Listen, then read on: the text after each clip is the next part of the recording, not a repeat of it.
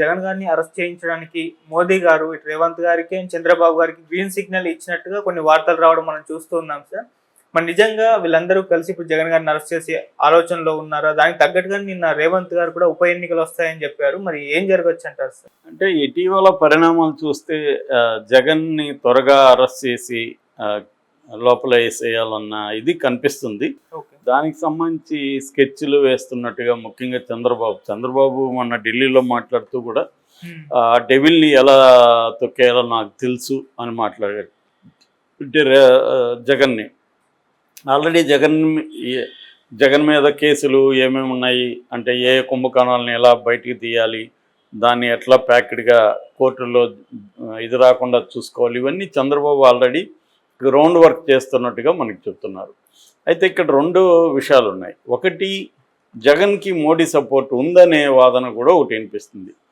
So దీనికి నేపథ్యం ఏంటంటే జగన్కి ఇటు రాజ్యసభలో 11 మంది సభ్యులు ఉండడం, లోక్సభలో 4 ఉండడం, ఈ మొత్తంగా 15 మంది పార్లమెంట్ సభ్యులు ఉండడం, ఈ 15 మంది మోడీకి అవసరం అవుతారు కాబట్టి మోడీ జగన్కి అభయం ఇచ్చాడు, అందుకనే ఇప్పటివరకు అరెస్ట్ కాలేదు అనేది చెప్తున్నారు. కానీ చంద్రబాబు ఏంటంటే ఆయన సుదీర్ఘమైన రాజకీయ అనుభవం ఉంది. ఒక స్టెప్ వేస్తే దాని కాన్సిక్వెన్సెస్ ఏంది, దాన్ని జగన్ ఏం చేయొచ్చు, మనం ఏం చేయాలి, ఇవన్నీ ప్లాన్ చేసుకోకుండా చంద్రబాబు దూకుడిగా వెళ్ళిపోయి జగన్ని అరెస్ట్ చేసాడు. ఆల్రెడీ ఏంటంటే చాలా తెలుగుదేశాన్ని సపోర్ట్ చేసి వెబ్సైట్లు కావచ్చు, వ్యక్తులు కావచ్చు, చంద్రబాబు పట్ల ఆల్రెడీ కోపాన్ని ఎక్స్ప్రెస్ చేస్తున్నారు. జగన్ వార్నింగ్ ఇచ్చే స్థాయికి వచ్చేసాడు. అప్పుడే ఇదంతా చంద్రబాబు వల్లే. అదేదో సామెత ఉంది కదా, పిల్లి గుడ్డిదైతే ఎలుక ముడ్డి చూపించిందని. సో అలాగా చంద్రబాబు చేతగాంతనం వల్లే జగన్ వార్నింగ్ ఇచ్చే స్థాయికి వచ్చాడు.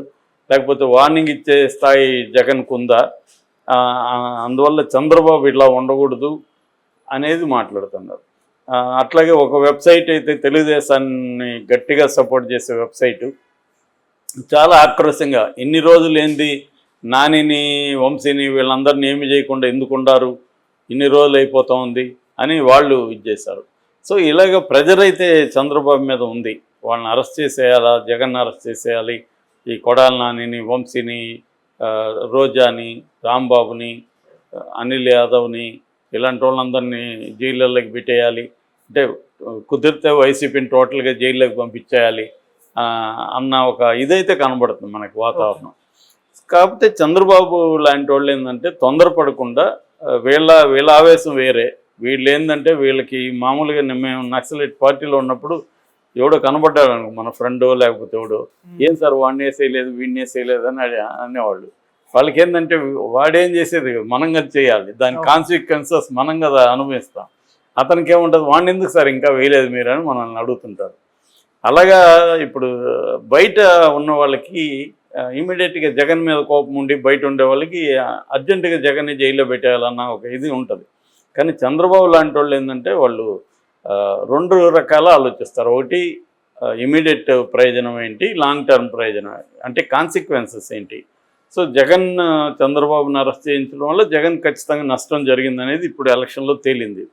ఎందుకంటే అది సైలెంట్గా సింపతి పెరిగింది. చంద్రబాబు ఈ వయసులో చంద్రబాబుని జైల్లో పెట్టాడు అని, కుంభకోణం జరిగిందా లేదా అనేది ఎవరికి అనవసరం. చంద్రబాబు చేయలేదని కూడా ఎవరు నమ్మరు. చంద్రబాబు చేసి ఉండొచ్చు కానీ జైల్లో పెడతారా అనేదే ఎక్కువ మంది మాట్లాడారు. ఎవరు చేయలేదు ఇక్కడ అనేదే ఎక్కువ మంది మాట్లాడారు. సో ఏదేమైనా ఇప్పుడు చంద్రబాబు ఖచ్చితంగా జగన్ని జైల్లో పెట్టాలి. అయితే మోడీ ఖచ్చితంగా నాడ్ అయితే ఉండాలి. అప్పుడు కూడా చంద్రబాబుని జైల్లో పెట్టడానికి మోడీ అనుమతి లేకుండా జగన్ చేయడు అనేది తెలుగుదేశం వాళ్ళు కూడా మాట్లాడారు క్లియర్గా. అయినప్పటికీ కూడా చంద్రబాబు తన అవసరాల రీత్యానే మోడీతో బీజేపీతో పొత్తు పెట్టుకున్నాడు, అది అందరికీ తెలుసు. సో ఇప్పుడు కూడా మోడీ కానీ జగన్కి ఖచ్చితంగా బ్యాక్ ఉండి జగన్ని కాపాడదలుచుకుంటే చంద్రబాబు ముందుకు వెళ్ళలేడు. ఎందుకంటే ఎంత లేదన్నా చంద్రబాబు మీద ఎంత మోడీ డిపెండ్ అయినా చంద్రబాబు మోడీని ధిక్కరించి ముందుకెళ్లే పరిస్థితి చంద్రబాబు కూడా లేదు. కాబట్టి చంద్రబాబు ఖచ్చితంగా మోడీ అనుమతి తీసుకోనో లేకపోతే మోడీకి చెప్పో చేయాలి.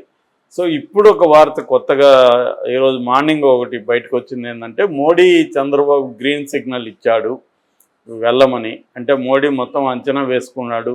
రాజ్యసభలో కొంతమంది రాజ్యసభ సభ్యులు కూడా ఆల్రెడీ బీజేపీ టచ్లోకి వెళ్ళారు. వాళ్ళని తన పార్టీలో కలుపుకునే అవకాశం ఉంది. అప్పుడు జగన్కి ఏమీ ఉండదు. సో జగన్ని వాళ్ళు ధిక్కరించారనుకో, ఈ నలుగురిలో కూడా ఇద్దరు కానీ కనీసం ఒక్క ఆమె అరకు ఆమె కూడా వెళ్ళిపోయే అవకాశం కనిపిస్తుంది. సో ఇలాగా ప్లాన్ చేసుకుంటే అప్పుడు జగన్ అవసరం తనకు ఉండదు. కాబట్టి జగన్ని మీరు శాశ్వతంగా కంప్లీట్గా ఇచ్చేసేయండి. నెక్స్ట్ 5 years తర్వాత కూడా సీఎం కూటమి మన అధికారంలోకి వస్తే మనకి ఇక్కడ సెంట్రల్లో ఇబ్బంది ఉండదు అనేది మోడీకి ఇప్పుడు అలాంటి ఒక ఆలోచన వచ్చింది. చంద్రబాబు ఆ విషయంలో సక్సెస్ అయ్యాడు. మొన్న మీటింగ్లో ఇవన్నీ కూడా డిస్కస్ చేశారు మోడీతో కూర్చున్నప్పుడు. సో మోడీ ఒక గ్రీన్ సిగ్నల్ ఇచ్చాడు. దానికి సంబంధించి అయితే ఒక ప్లాన్డ్గా రేపు పొద్దున కోర్టుల్లో బెయిల్ రాకుండా ఎలా ప్లాన్ చేసుకోవాలి, అట్లాగే ఈ అక్రమ ఆస్తుల కేసులు ఎలా ముందుకెళ్ళాలి, అట్లాగే నేను కక్ష తీర్చుకున్నాను రేపు పొద్దున సింపతి జగన్కు కూడా వచ్చే అవకాశం ఉంది. నేను కక్ష తీర్చుకున్నట్టు కాకుండా ఉండాలంటే ఏం చేయాలి? ఎందుకంటే సోనియా గాంధీ కూడా అప్పట్లో ఇదే మెథడ్ చేసింది. తాను కక్ష తీర్చుకున్నట్టు కాకుండా శంకర్రావు దగ్గర కోర్టులో వేయించడం, కోర్టు ద్వారా సిబిఐ ఎంక్వైరీ చేయడం, సిబిఐ అరెస్ట్ చేయడం. సో ఇది క్లియర్గా జరిగింది. ఇప్పుడు కూడా అదే మెథడ్స్లోనే జగన్ని కోర్టు ద్వారానే చేయిద్దామన్నది ప్లాన్గా కనబడుతుంది. ఇక్కడ రెండు ఉన్నాయి. ఒకటేమో ఆల్రెడీ జగన్ మీద ఒక 20 కేసుల వరకు ఈ అక్రమాస్తుల విషయంలో ఉన్నాయి. ఆ కేసుల్లో రోజువారీ విచారణకి హైకోర్టు కూడా సిబిఐ కోర్టుని ఆదేశించింది. సో రోజువారీ విచారణలో అది క్విక్గా జరిగి కానీ శిక్ష పడితే జగన్కి కన్విక్షన్ పడిపోతుంది. కన్విక్షన్ పడిపోయినప్పుడు ఇప్పుడిప్పుడే బయట రాలేడు. కాబట్టి అదొక వైపు కదిలే అవకాశం ఉంది. కాకపోతే కోర్టులు అంత వేగంగా జగన్ ఆ కేసులను ఇప్పుడు విచారించి శిక్ష వేసేస్తాయంటే చెప్పలేం. శశికళకి 4 ఏళ్ళు వేయించలేదా? జైలుతో బతుకుంటే ఆమెను కూడా వేయించి ఉండేవాళ్ళు కదా. సో మోడీ స్థాయిలో అనుకుంటే కోర్టులు కూడా వేగంగా కదులుతాయి, కేసులు కూడా త్వరగా ఇదైపోయి శిక్షలు పడిపోతాయి. అలాగే జగన్ కూడా పడవనేయండి. అంతెందుకు రాహుల్ గాంధీకి పడలేదా అంత వేగంగా? అటువంటి కేసుల్లో ఎవరికైనా ఎప్పుడైనా ఏ ప్రజాప్రతినిధికైనా శిక్ష పడిందా? కానీ రాహుల్ గాంధీకి ఎందుకు పడింది? ఆ గుజరాతీ జడ్జి ఈయనకి తీర్పిచ్చిన అతనికి ప్రమోషన్ ఎందుకు వచ్చింది? ఇవన్నీ చర్చలోకి వచ్చినవే, పబ్లిక్ డొమైన్లో ఉన్నవే ఇవన్నీ.